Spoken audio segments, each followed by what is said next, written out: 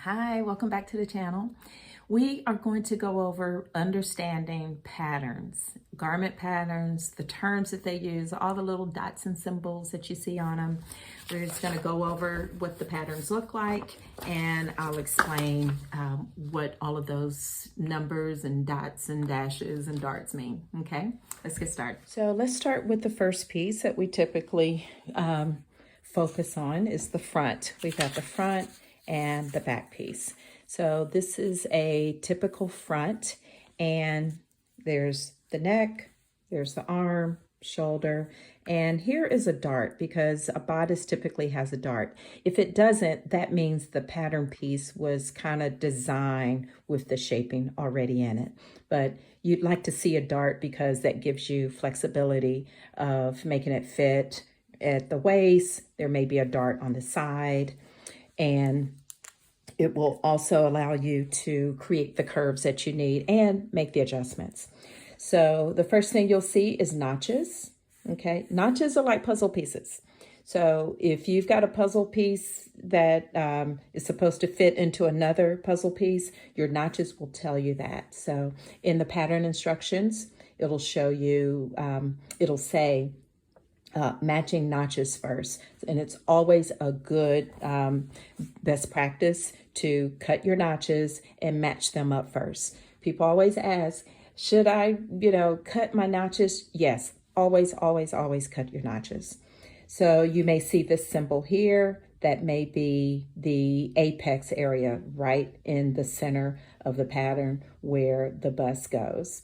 And then there may be a line going across. It'll say lengthen or shorten here. So this is a point where you may lengthen it or shorten in the case of petite.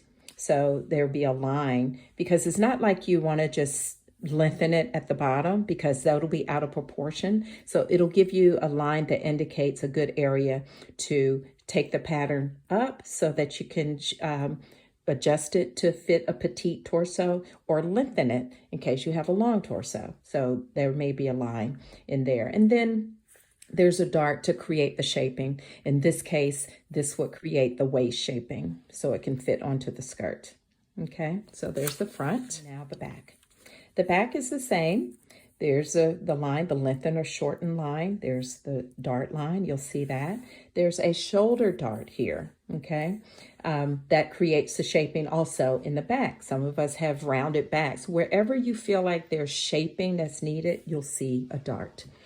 Here is your notches for the back. Now here's a universal rule that you can remember. Anytime you see double notches, that means back.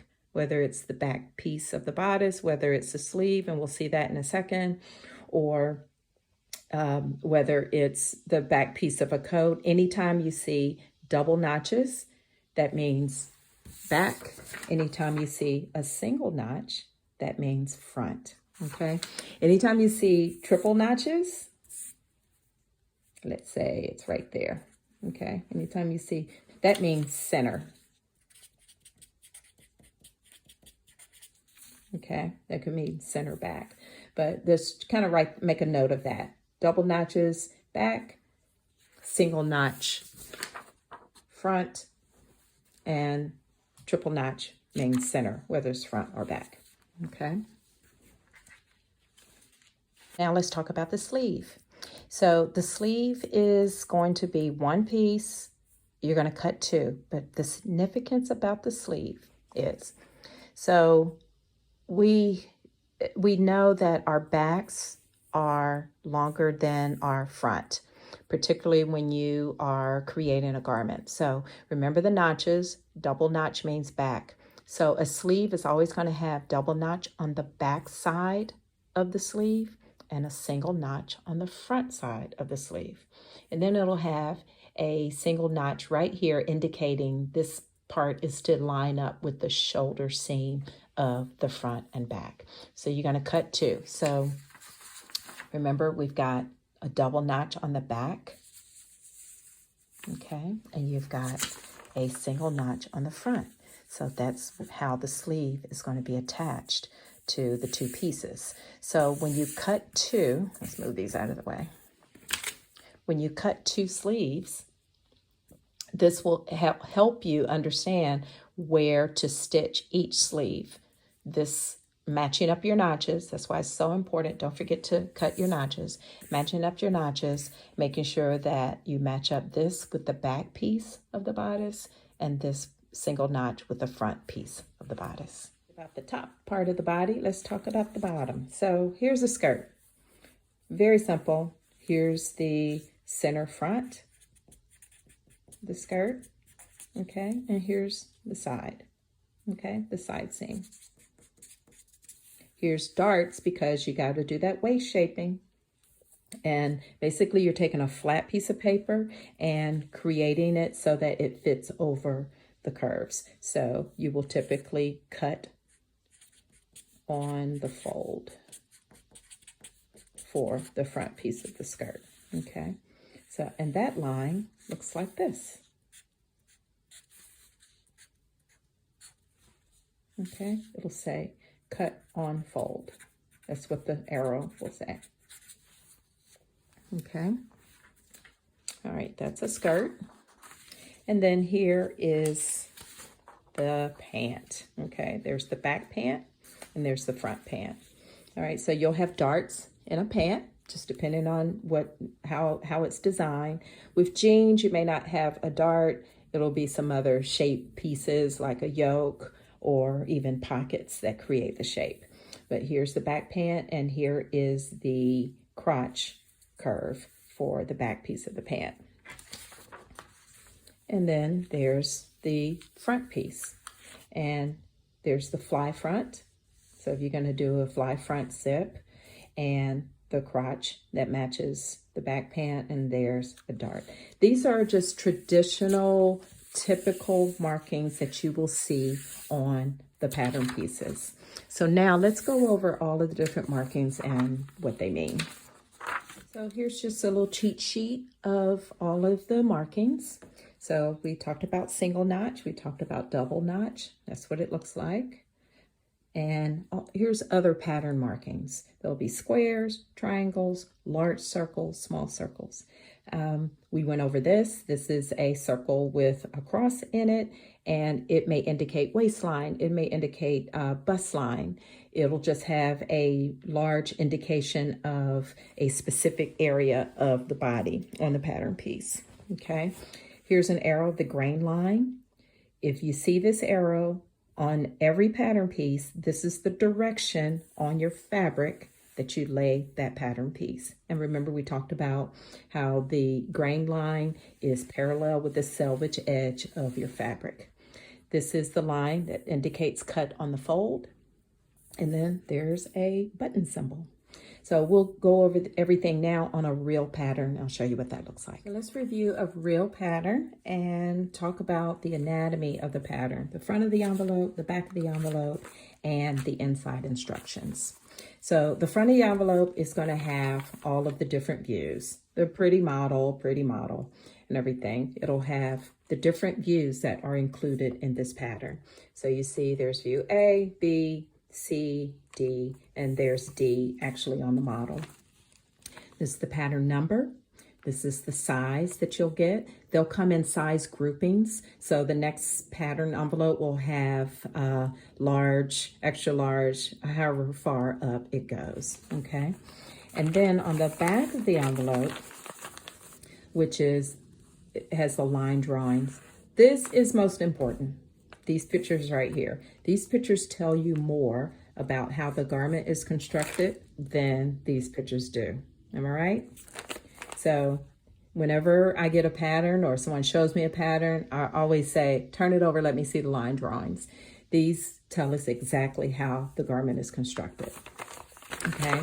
Most patterns will have on the flap the body measurement chart. So take a look at that.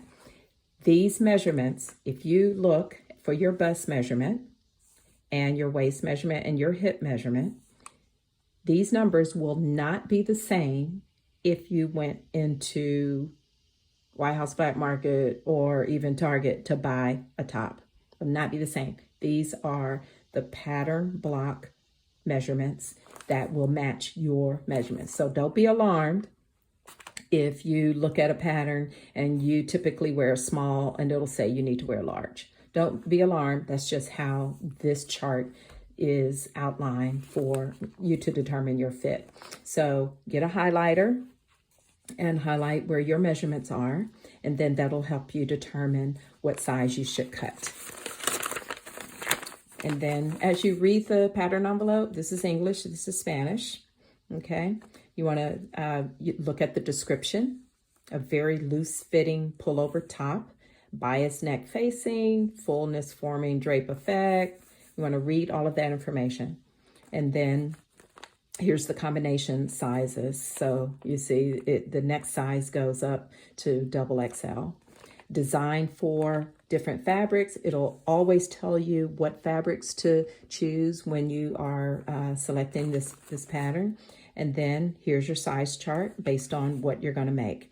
If you're going to make view A or B, it'll tell you the size fabric that you're using. It'll tell you how much fabric you need. Some fabrics are manufactured 45 inches wide. Some fabrics are manufactured 60 inches wide. And it'll tell you, based on your size, if you're going to cut a medium and you've got 60-inch wide fabric, it'll tell you that you need 1 1/2 yards of fabric to make top A or B. Okay? Notions. Notions are the stuff that you need outside of your fabric. Your zippers, your buttons, your any specific thread, any kind of bias, tape that you need. So any kind of trim. And then it'll give you finished garment measurements. So if you want to know, in this case, it's measurement at the bust line. So if you're going to cut a medium, the finished measurement of a medium, the bust line for top A or B is going to be 46 inches. That just helps you make a better decision about what size you're going to cut. Okay, so this is just a general idea of how to read the back of the pattern envelope and the front of the pattern envelope. Let's go to the inside, the instructions. The instructions, typically in the big 4 patterns, you've got paper like this. There's additional line drawings for each of the items that you're gonna have, each of the views that you're gonna have in this pattern. And then here's the actual pattern pieces, more drawings. These are what the actual pattern pieces look like, and then the pattern numbers. There's pattern markings. Read all of this. If you are not used to reading this information, read it. It's very, very helpful. Now, it's going to be the same if you continue to make patterns and continue to make patterns. It'll be the same, but read it is very, very important. It gives you the cutting layout. It tells you how to lay the fabric out on how to lay the pattern pieces out on the fabric that you've purchased. All right, so for each top that you're going to make, it has the pattern layouts. And then it'll have the sewing directions. Here's a little glossary of the language that's in this particular pattern, and then it'll have all the sewing directions. Okay, and you just follow the directions. And here's a tip. What I want you to do is get a highlighter.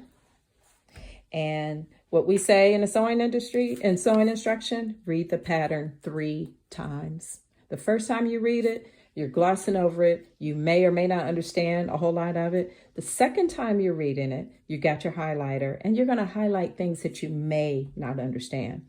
The third time you're reading it, you're really digesting it. You've got your fabric all decided. You've decided on what size you're going to cut. But take your highlighter, particularly if you are going to have different views on your pattern.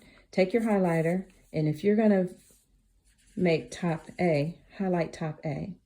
Now, this first instruction says front overlay B. That's not you, right? So here's a note. View A will be illustrated unless otherwise indicated. Just highlight that because that means that's something you should pay attention to. All right. and then views A and B. Highlight that and just highlight every instruction that this is view C. So you shouldn't highlight that. So highlight every instruction for view A. But that's the way to get used to how a pattern reads and the flow of the pattern. And if you do that, you will be very successful in making this beautiful top that you originally saw. Good luck.